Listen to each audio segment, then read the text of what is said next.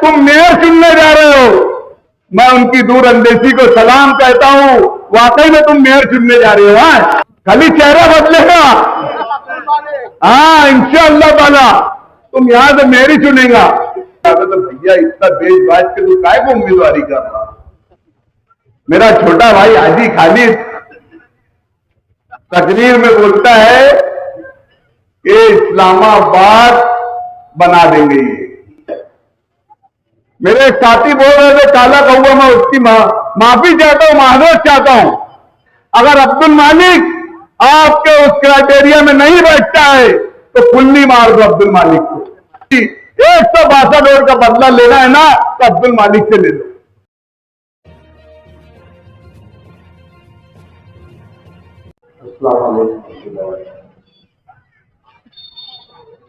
आज की इस मीटिंग के सदर जनाब जमील भाई प्लास्टिक वाले, मजलिस इत्तेहादुल मुस्लिमीन के सरपरस्त सोहराब आजमी साहब, हमारे वार्ड नंबर 17 के उम्मीदवार ताजुद्दीन मेंबर साहब,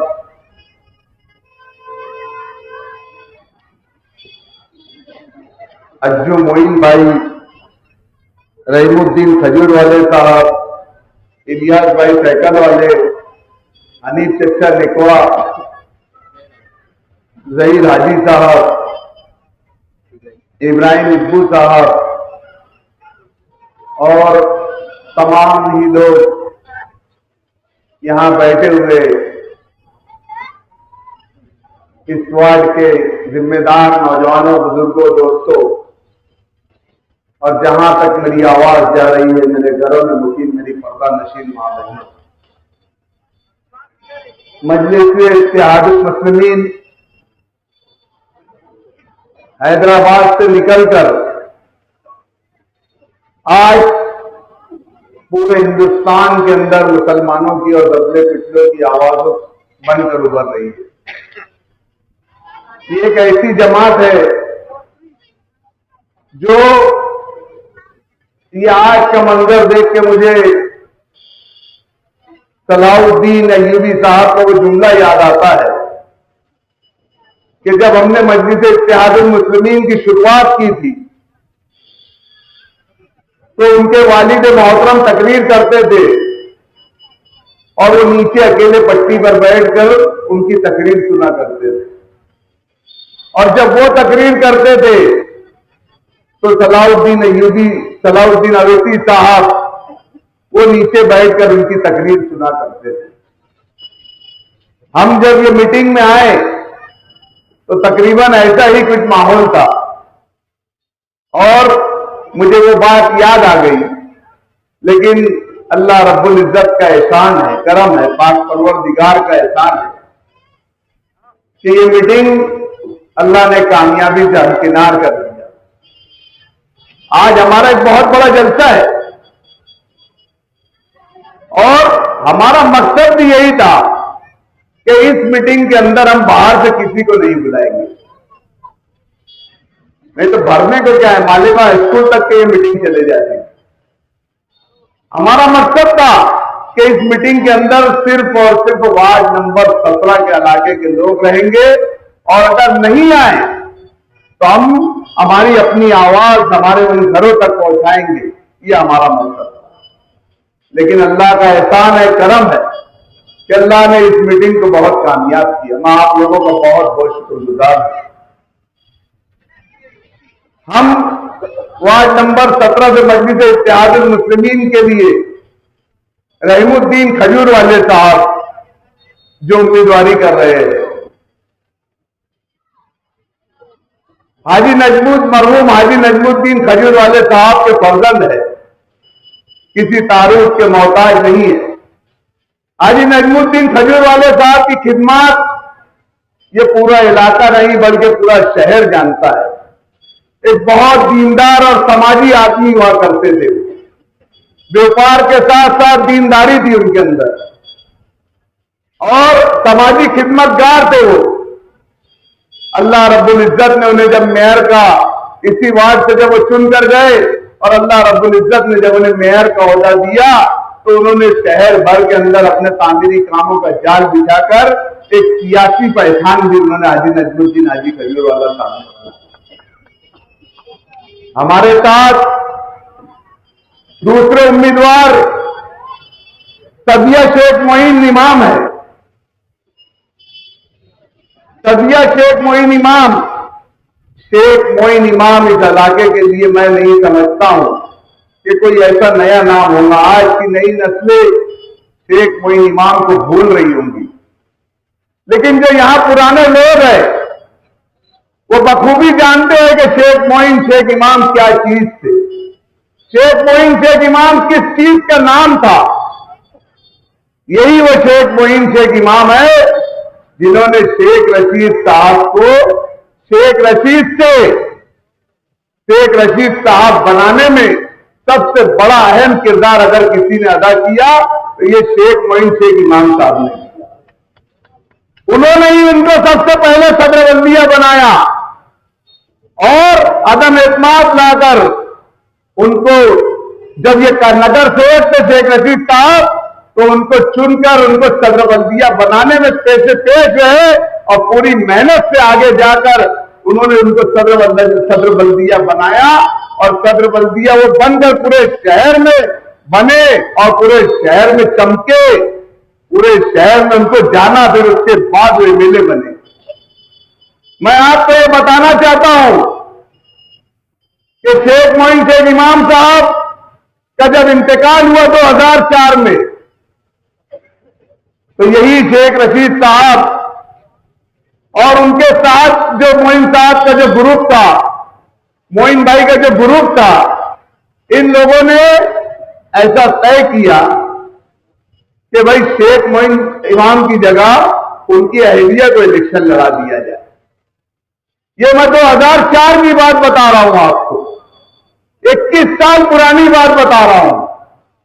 मैं थोड़ा पीछे से आना चाहता हूं, पुराने लोगों को याद, ज़हनों को ताजा करना चाहता हूं कि जब ये बात हुई कि मोइन भाई के ग्रुप ने ये बात रखी कि भाई मोइन भाई की अहलिया को, मोइन भाई की बीवी को यहां का नगर सेवक बना दिया जाए, तो शेख रशीद साहब ने उस वक्त कहा कि अभी उनके बच्चे छोटे छोटे हैं। मैं अभी अज्जू से वही पूछ रहा था कि अज्जू उस वक्त तेरी उम्र क्या थी, तो बोले 12-14 साल की मेरी उम्र थी। तो उस वक्त उनके बच्चे छोटे छोटे थे, बच्चियां थी, एक बड़ा लड़का था, बाद में उसका भी इंतकाल हो गया, अल्लाह उसकी मग़फ़िरत करे। उन्होंने घर के हालात को देखते हुए इन लोगों ने बोला, समझाया कि जाने दो, आप इलेक्शन मत लड़ो। वहां ये बात तय हुई, मैं माफी चाहता हूं, यहां पर शेख मोइन घराने के लोग बैठे हैं और अगर मेरी आवाज मेरी चच्ची तक जा रही होगी तो मैं उनसे माफी चाहता हूं कि अब्दुल मालिक उनके ताल्लुक से जो बात बोल रहा है, अगर उनके कानों को और उनके दिल को बुरा लगता हूं तो मैं उनसे माफी चाहता हूं। उनको ये कहा गया कि भाभी आप इलेक्शन मत लड़िए, आप अपने बच्चों की परवरिश कीजिए और परवरिश के बदले आपके जो अखराजात है वो शेख रशीद साहब ये जो यहाँ के नगर सेवक और कॉर्पोरेटर बनेंगे उसके मानधन से आपके अखराजात को करेंगे। अकेली औरत, छोटे छोटे बच्चे करती क्या, जैसा बताया गया, जैसी पिक्चर बताई गई वो मान ली गई। 1 महीना हुआ, इलेक्शन आया, महीना गुजरा, 2 महीना हो गया। बताने वालों ने मुझे, मोइन भाई के करीबी लोगों ने बताया कि सिर्फ 1 या 2 महीना कारपोरेटर के मानधन उनके घर पहुंचाया गया, जबकि शेख रशीद साहब ने और उनके ग्रुप ने जिम्मेदारी ली थी कि इनका पूरे अखराजात 5 साल की जिम्मेदारी ये कारपोरेटर के मानधन से चलेगी। लेकिन सिर्फ 2 महीने का मानधन, 2 महीने की पगार उनके घर दी गई। ये वो शेख मोइन इमाम है जिनकी बदौलत आज लोग एमएलए बन गए, जिनकी बदौलत आपके वार्ड में लोग कारपोरेटर से कहां बन गए। ये मैं उस शेख मोइन इमाम की बात कर रहा हूं कि उनके घर के हालात ऐसे हो गए, लेकिन अल्लाह हमारी चच्ची को अच्छा रखे। बेचारी ये लोगों ने 2 महीने से ज्यादा उनको अपना मानधन और अपनी पगार नहीं दिया, लेकिन चच्ची ने भी कभी अपनी खुददारी को, अपने खुददारपन को कम ठेस ना पहुंचे। उन्होंने कभी इनके आगे हाथ फैलाया नहीं, कभी इनके आगे हाथ नहीं फैलाया। उन्होंने बहुत ही खुददारी के साथ, बहुत ही ईमानदारी और दयानतदारी, एक मां ने अपने बच्चों के जिस हालात में परवरिश की है, वो चच्ची के लिए बहुत ही काबिल तारीफ है। उन्होंने अपनी खुददारी को, अपनी इज्जत नफ्स को समझा और इन लोगों के आगे दोबारा गए नहीं। वो पहले भी नहीं बोल रहे थे, लेकिन दोबारा कभी गए नहीं। ये वो लोग हैं जो इन्होंने उन लोगों को धोखा दिया। और पूरा इलेक्शन मोइन भाई ग्रुप, मोइन भाई ग्रुप, मोइन भाई ग्रुप के ऊपर चलता है। ताजुद्दीन भाई मेंबर 20-25 सालों से कांग्रेस बनी। शेख रशीद साहब जब कांग्रेस में आए, कांग्रेस से लेकर राष्ट्रवादी और राष्ट्रवादी से लेकर इस्लाम पार्टी तक के वो उनका साथ निभाए। मुझे बहुत दिन पहले पता चल गया था उनका टिकट कटने वाला है। मैं कम से कम 1 महीना पहले मुझे मालूम पड़ गया था ये बात कि ताजुद्दीन मेंबर का टिकट कटने वाला है। मैं उनको बोलता रहा तो मुझे बोलते थे नहीं, मैं ये ऐसा नहीं होगा मेरे साथ, और मैं जहां हूं वहीं रहूंगा, मैं उनके साथ गद्दारी नहीं करूंगा। आखिर वो धीरे धीरे धीरे धीरे वो वक्त आया और उनके साथ ये धोखा हुआ कि उनका टिकट अचानक कट कर दिया गया। उनके मध्य मुकाबिल किसको टिकट दिया गया वो आप लोग जानते हैं। आज वो बोलते फिर रहे कि हमारा घर बिक गया, हमारा दार बिक गया, हमारा ये हो गया। तो भैया इतना देश बाज के तो काय को उम्मीदवारी कर रहा। तो ताजुद्दीन भाई के साथ जो धोखा हुआ, उनको टिकट काट दिया गया। टिकट कटने के बाद ऐलान हो गया। ऐलान होने के बाद भी ताजुद्दीन भाई के पास, मेरे पास, मैं जब उनके रास्ते में जाता था, बोलते नहीं, जब तक वो मुझे आकर बोलेंगे नहीं कि तुम्हारा टिकट कट गया है, मैं तुम्हारे साथ नहीं आऊंगा। ये वो आदमी की वफादारी थी।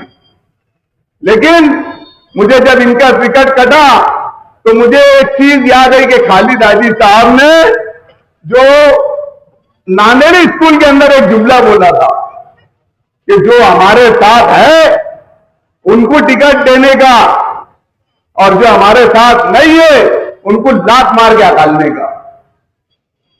तो मैं समझा कि यार ये बात सही होंगी, लेकिन यहां तो जो उनके साथ है उनको ही लात मार के हटाया जा रहा है, और जो उनके खिलाफ है उनको अपनाया जा रहा है।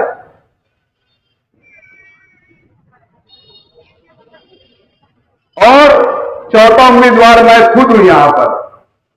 ये 3 उम्मीदवारों का तारुफ था, चौथा उम्मीदवार मैं यहां से खुद उम्मीदवारी कर रहा हूं। मैं यहां से उम्मीदवारी, मेरा मकसद किसी को बिन विरोध होना या किसी को रोकना या किसी को जाम करना, ये मेरा मकसद नहीं है। मैं यहां पूरी ईमानदाराना तरीके से उम्मीदवारी करने आया हूं, पूरी ईमानदाराना तरीके से उम्मीदवारी करने आया हूं, और उम्मीदवारी कर रहा हूं मैं। ये जो अफवाहें फैलाई जा रही है आपके बीच में, अरे ये आएंगे नहीं, ये लड़ेंगे नहीं, ये करेंगे नहीं, तो हम लड़ेंगे भी, टिकेंगे भी, और जो भी होगा यही होगा इंशाअल्लाह ताला। और मैंने उम्मीदवारी क्यों की? क्योंकि जब 2024 का असेंबली इलेक्शन था तो ये पैनल 20 नंबर का पैनल, तो ऐसे कई 2, 4, 5 पैनल मेरी जिम्मेदारी थी। तो जब मैं लोगों के बीच जाता था, उनसे अपनी बात रखता था, मुफ्ती साहब के ताल्लुक से बात रखता था, तो वो ये बोलते थे कि यार हम तो यहाँ वोट देने के वास्ते बैठे हैं, लेकिन हमारे को यहाँ पर सेफ्टी चाहिए। हमारे लोगों को यहाँ पर डराया जाता है, दबाया जाता है, धमकाया जाता है, लेकिन यहां से तुम इसके बदले में आपको यहां उम्मीदवारी करना होगा। यहाँ के लोगों का वो करना, मैंने उस वक्त वो चीज तो नजरअंदाज किया था और मैं आगे बढ़ गया था।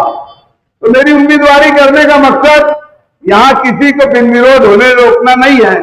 इलेक्शन लड़ने आए हो भैया, और इलेक्शन लड़ के ही जाऊंगा नहीं, यही रहूंगा, फैसला जो भी हो। अब जाऊंगा नहीं, कश्ती में भी वहां से जलाकर आने वाला हूं इंशाअल्लाह। कुछ लोग,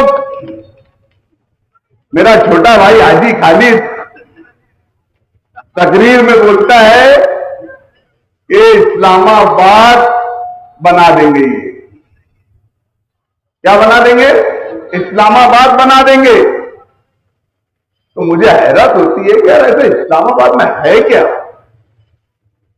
ऐसे इस्लामाबाद में है क्या?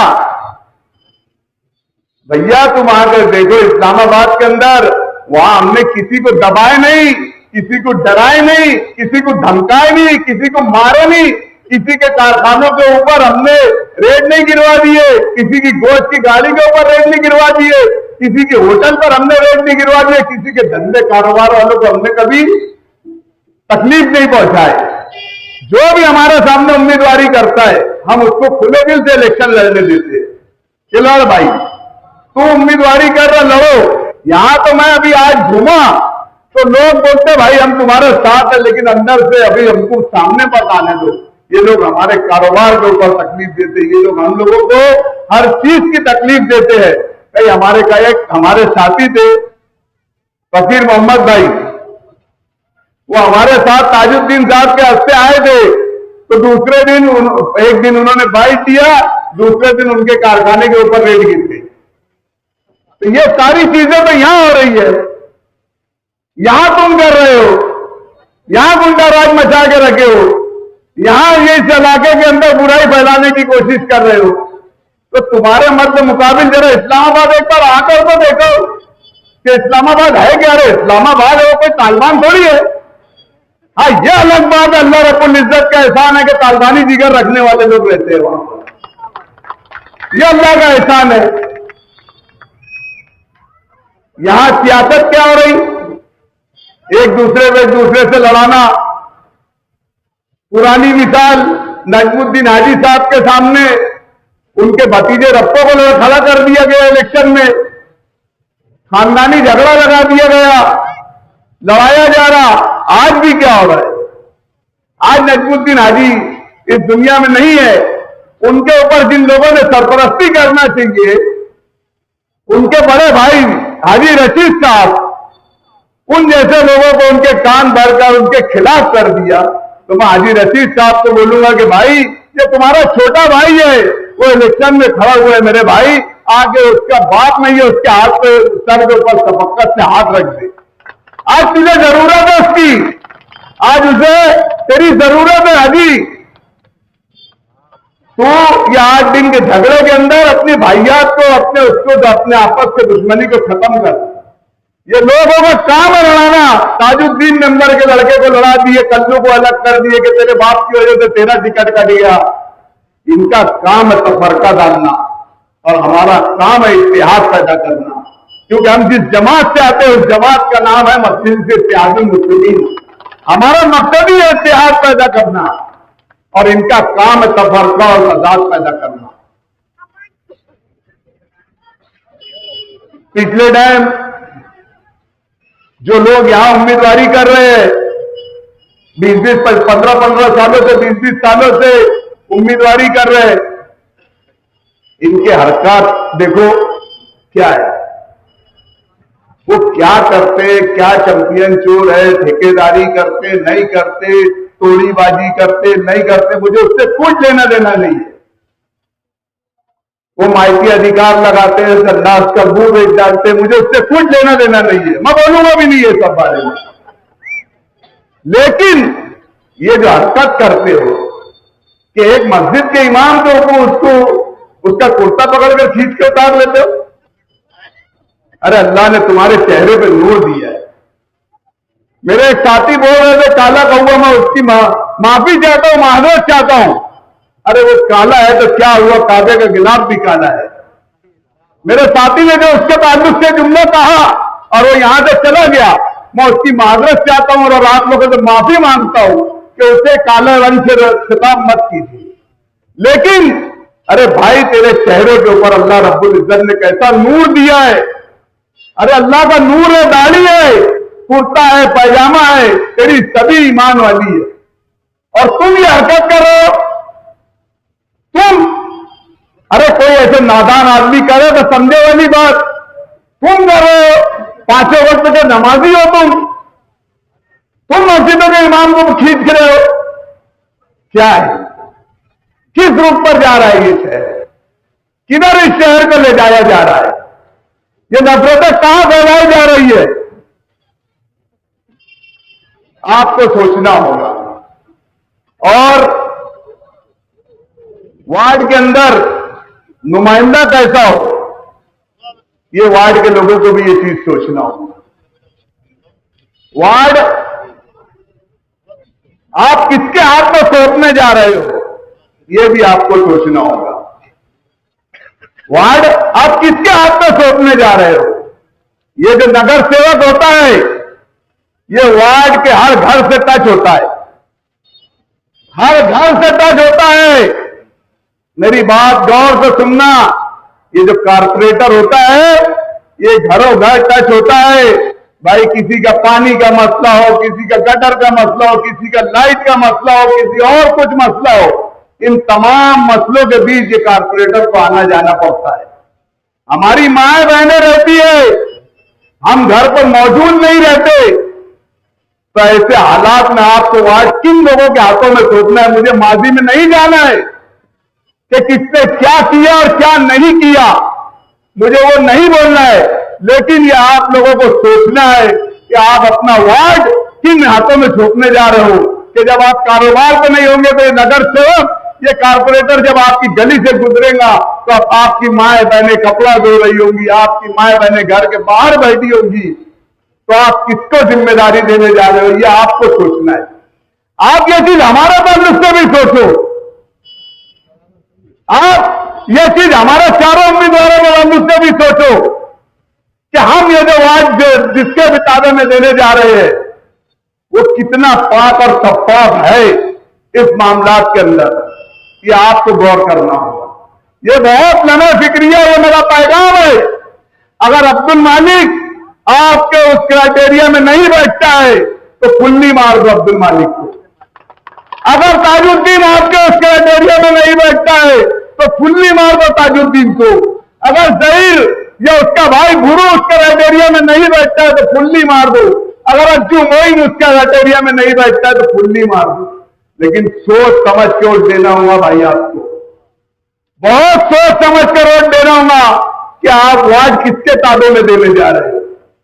बहुत ही फिक्रिया, मैं ये बहुत जिम्मेदारी से ये बात बोल रहा हूं। अभी पूरे शहर के अंदर एक ट्रेन चलाया जा रहा है 162 ऑटो का, 162 ऑटो का ये माहौल बनाया जा रहा है कि हमें 162 ऑटो का बदला लेना है, हमें 162 ऑटो का बदला लेना है। अरे भाई, तो किसको लड़ाने जा रहे हो? एक मोमिन को एक मोमिन से, एक मुसलमान को एक मुसलमान से। तुम लोगों के अंदर ये जो सोच भर रहे हो, लोगों के अंदर ये जो लावा भर रहे हो कि हमें 162 ऑटो का बदला लेना है। तुम इस शहर की आवाम को एक दूसरे से लड़ाना चाहते हो, मरवाना चाहते हो, खून कच्चर करवाना चाहते हो, कत्ल गारत करवाना चाहते हो। मेरे भाई, अगर तुम्हारे दिल को ठंडक पहुंचेंगी, 162 ऑटो का बदला लेना है ना, तो अब्दुल मालिक से ले लो। मत लड़ाओ इनको आपस में, मत लड़ाओ। मैं इतनी जिम्मेदारी तो लेता हूं, पूरे शहर भर में 162 ऑटो का तो मैं जिम्मेदार है। तुम आओ, मुझे 3 गोली मारे ना और 6 मार दो। मैं आज इस जलसे से, इस मीटिंग से ऐलान करता हूं कि मुझे 6 गोली मार दो। अगर तुम्हारे दिल को सुकून पहुंचता होगा, तुम्हारे रूह को ठंडक पहुंचती होगी, तो मुझे गोली मार दो, मैं तुम्हारा 162 ऑटो का बदला चुकाने के लिए तैयार हूं।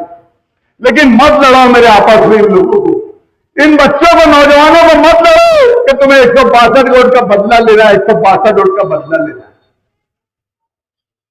यह आपको सोचना है। अगर तुमको 162 का बदला लेना है तो अब्दुल मालिक को जहां बोलो वहां आएगा, वो अपना खून आपके लिए दे देंगे अगर आपके दिल को ठंडक पहुंचती होगी। बस मेरी यही अपील है कि मेरे शहर के लोगों को मत लड़ाओ, महल्ले के नौजवानों को रोजगार के नाम पर, अभी ताजुद्दीन भाई ने बोले कि पढ़े लिखे नौजवानों का इलाका है, बहुत बेरोजगार नौजवान है, उनके लिए कोई रोजगार नहीं है। रोजगार किसके लिए? इनके अपने रिश्तेदारों के लिए। आप लोग को सिर्फ जिंदाबाद मुर्दाबाद करने के वास्ते हो, सिर्फ जिंदाबाद मुर्दाबाद करने के वास्ते हो। और एक अहम, बहुत अहम मसला मैं आपको बताने जा रहा हूं। तव्वाब शेख जो रौनकाबाद का रहने वाला है और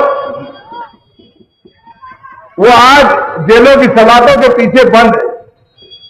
मैं बहुत जिम्मेदारी से ये बात कह रहा हूं कि तव्वाब शेख को एक प्लानिंग के तहत इस वार्ड के कारपोरेटर को बचाने के लिए तव्वाब शेख को सूली पे लटकाया गया है। इस वार्ड का कारपोरेटर उससे फोन के ऊपर दाखिले बनवाता था, फोन पर दाखिले बनवाता था। वो बेचारा इस वार्ड के कारपोरेटर पर भरोसा करता था। मैं नाम लेके बोलता हूं, असलम अंसारी उसको फोन करता था और फोन कर करके जितने दाखिले बनवाता था, वो उन्हीं दाखिलों के ऊपर तव्वाब शेख की इंक्वायरी बैठी है। और आज तव्वाब शेख जेलों में सिर्फ असलम अंसारी को बचाने के वास्ते तव्वाब शेख को बंदी का बकरा बनाया गया। और ये किसने बनाया? यही तुम्हारे हमारे आसिफ साहब ने। मैं जिम्मेदारी से ये बात बोल रहा हूं, नहीं तो बैठाओ इंक्वायरी और देखो उसमें कि असलम अंसारी को बचाने के लिए काम किया गया है कि नहीं किया गया। मैं आखिरी में आपसे अपील करता हूं, एक दर्दमंदाना अपील लेकर आया हूं। हम आपके वार्ड से उम्मीदवारी कर रहे हैं। हमने तो ठोक बजाकर साफ सुथरे चेहरे उतारे हैं और हम इस वार्ड के अंदर रहना चाहते हैं, काम करना चाहते हैं। मेरे बड़े भाई आसिफ शेख रशीद साहब ने कुछ दिन पहले यहां से बोला कि यहां से तुम मेयर चुनने जा रहे हो। क्या बोले?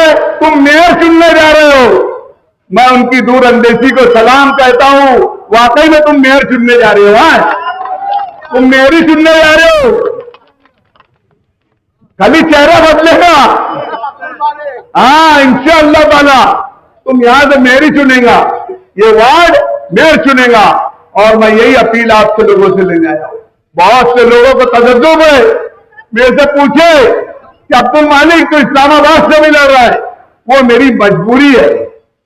मेरे वार्ड वाले मुझे छोड़ नहीं रहे, मेरी माए बहनें मुझे छोड़ने के लिए तैयार नहीं है वहां से, तो मैंने वहां से उम्मीदवारी फॉर्म भरा ला तो मजबूरी भर दिया हूं। लेकिन मैं आपसे इस अवाम को वादा करता हूं, मैं वादा करता हूं अगर आपने इज्जत दिया तो इंशाअल्लाह अज़ीम मैं यहीं रहूंगा, वहां से इस्तीफा दे दूंगा। ये मेरी जबान है आपकी। यही अपील आप लोगों के सामने लेके आया हूं।